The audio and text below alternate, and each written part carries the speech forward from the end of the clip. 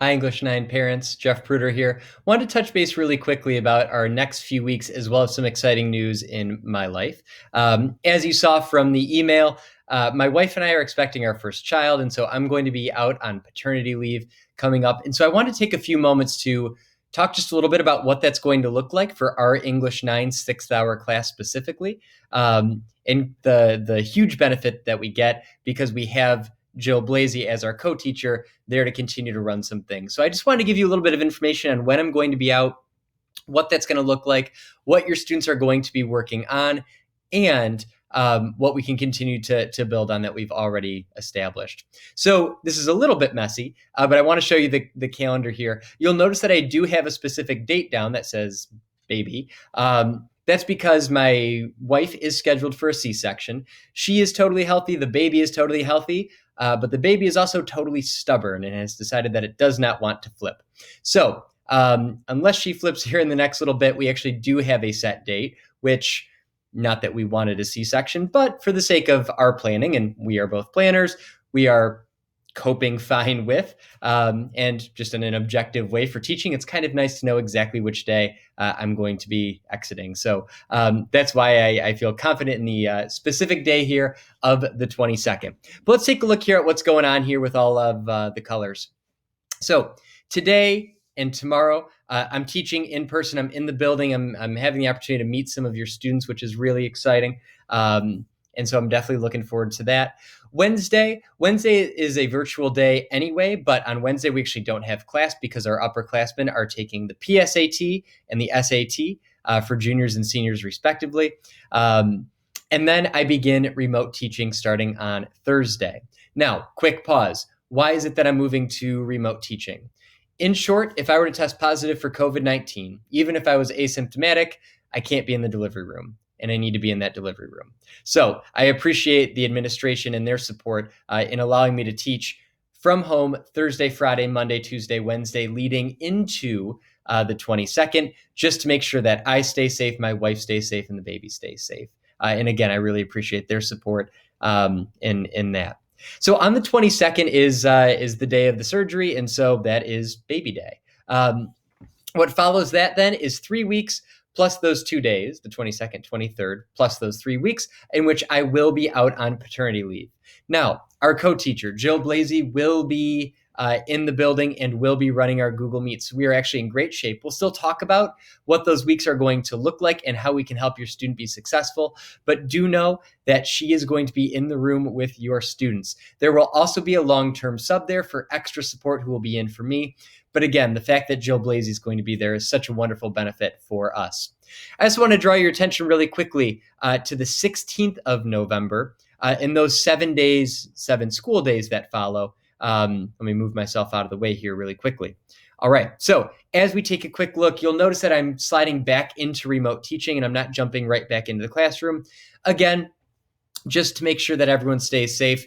And so I'll be remote teaching for those 7 days. So really, we've got 7 days before I leave, 7 class periods. Then I'm out for a few weeks, and then 7 days before we hit Thanksgiving. What's great about that is as Jill Blasey is working the class through everything, that gives me 7 days to come back, get caught up a little bit, be of help, and get students set up for kind of these next stages. Now, as I'm out, students are actually going to start working on Of Mice and Men, the first full-length novel. Needless to say, we're lucky that Jill's going to be there to lead that. But then we'll be able to use the 16th through the 24th to get set up for the essay that's going to be coming up. And so both of us will be able to come back together to reach your students wherever they are at. So it actually works out just fine for us to have that time away and for me to kind of be there in the beginning, leave, and then come back at the end. It's going to work out just fine. So we're excited about that. It's really exciting, but what are students working on? We already kind of hinted at this just a little bit. No need to worry. We have already started to set up all sorts of wonderful things for your students to be successful on. So here's what they're going to continue working on with Jill, even when I am out.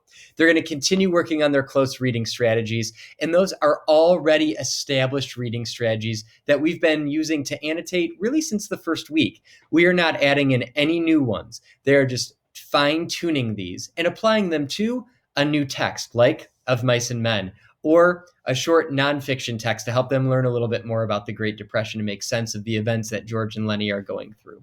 But same strategies, just different texts. So that is continuing work. They'll also continue work on some paragraph writing, but we've already written 3 paragraphs and received feedback on 3 paragraphs. We are once again finding that that structure can be applicable to different subject areas. In the same way, those reading strategies we pick up and whoop, we plop them over here with a new text.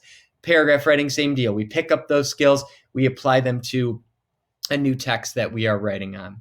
Character analysis and story structure, we've started building those skills. They'll continue working on those with Jill and with one another to make sure they stay successful. The new work is Of Mice and Men, but again, Jill's going to be there to run things. We've already started creating extra resources to help guide students, everything from videos where they can listen to one of us read to edu-puzzles where we're reading along and then we're asking questions to help them with their engagement. All of that will be up on Google Classroom, which is really exciting. The other thing that I meant to put on here, which is kind of a blend of continued work and new work, is we are going to start working on some independent reading novels as well. By the end of this week, students will have books in their hands, which is really, really exciting. They've already selected their books. They're already signed out to them. And so we'll start structuring in some time for them to start doing some choice reading, which is a really great thing as well. So they'll keep working on all of their readings. We'll keep building that reading stamina, and we'll do that not only through Of Mice and Men, but also through some choice reading.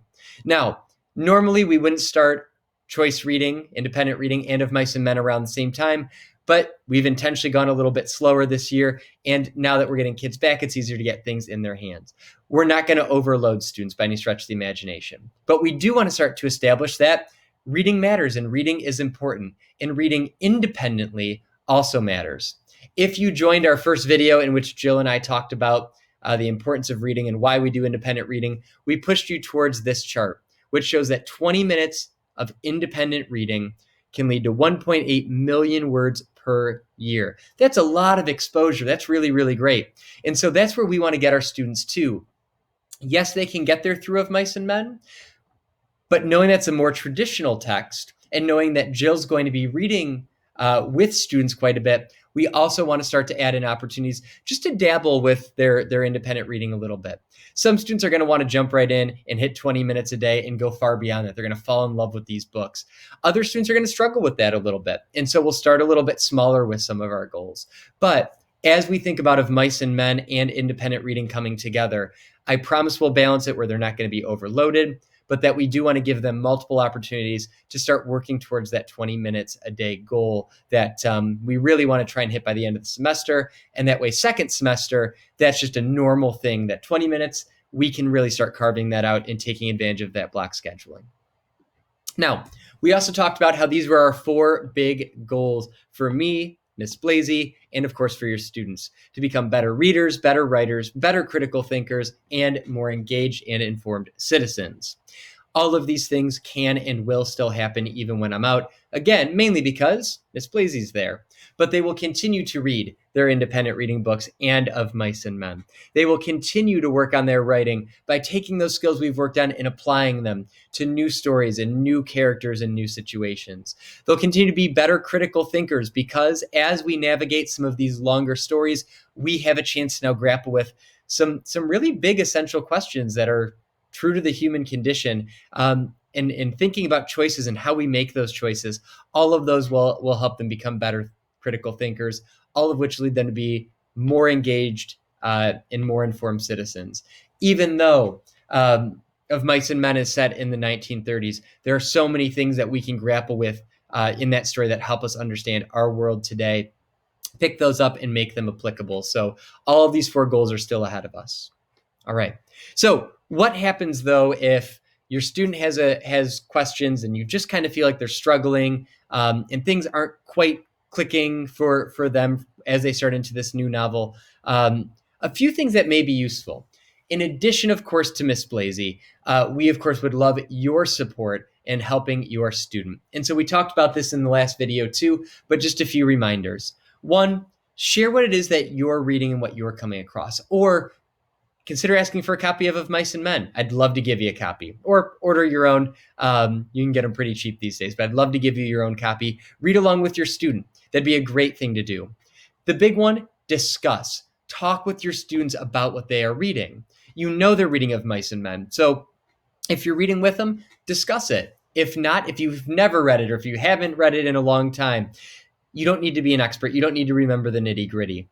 Ask about what they think about the book. What do they think about George and Lenny? What do they think about the writing? What questions do they have? What makes sense? What's confusing? And then if you can start to establish those problems, you get to ask, okay, why? And help them maybe do some problem solving of, cool, these might be good resources for you to reach out to. Great things to do. The listen and the respond, those light blue boxes, those are more geared toward the writing that they are working on. If they're not getting immediate feedback because now Miss Blasey is, trying to cover all of, our class plus her other responsibilities, and, they need a little bit of extra help, ask to hear what your students have been writing. Have them read it to you out loud or read it to them. Them hearing it aloud, they're going to catch their own inconsistencies. We've been working on our writing enough that they're going to start to find that. Or if they don't want to have you read it out loud or they don't want to read it to you, read it privately and then respond with summary. Read it and say, cool, this is what the paragraph was about. This was kind of what I think your major points were. And they'll either say, yeah, totally. Or they'll say, well, yeah, but didn't you see where and that's where you could say, ooh, I kind of missed that. You might need to do a little bit better job exploring that. Boom, they are off and running. It's on them to problem solve. You are just the sounding board. You are just the one there to encourage the conversation. And that's why the big read here is at the bottom, because that's true for whether you're reading of Mice and Men with them or whether you're reading a paragraph that they wrote about George or Lenny or whoever the character is. You do not need to be the expert. Just have that conversation, because the first step to interpretation is the ability to summarize. So if you can help your students with that, then they're going to be in really good shape. So we are fortunate that even though I'm going to be out for a few weeks, Miss Blasey's there and things are going to run fairly normally, and we are still going to be able to hit these big 4 goals. But please, please, please continue to communicate with your students about how you can be of help to them as well. I also hope that we have the chance to talk a little bit on Thursday night, parent-teacher conferences. So don't let your students fool you into saying, well, it's parent-teacher conferences and therefore I'm playing video games or whatever it is. Not that video games don't have their time and place. But yes, they are parent-teacher conferences, but I would rather talk with your student than about your student. Encourage your student to hop on with you. Let's have a conversation, the 3 or 4 of us. There's nothing better than parent-teacher conferences when the student is involved. Have them with us. Please encourage them to hop on. It's 5 minutes to hop into the English 9-1. And so that'd be a really great thing that we can do, is to have a conversation about the work that your student has done, the work that your student is doing right now, and the work that's coming up for them. So I look forward to having those conversations with you. I hope to see you Thursday night. Thank you for all of the support, certainly with paternity leave, but even just in the craziness of these first 5-6 weeks.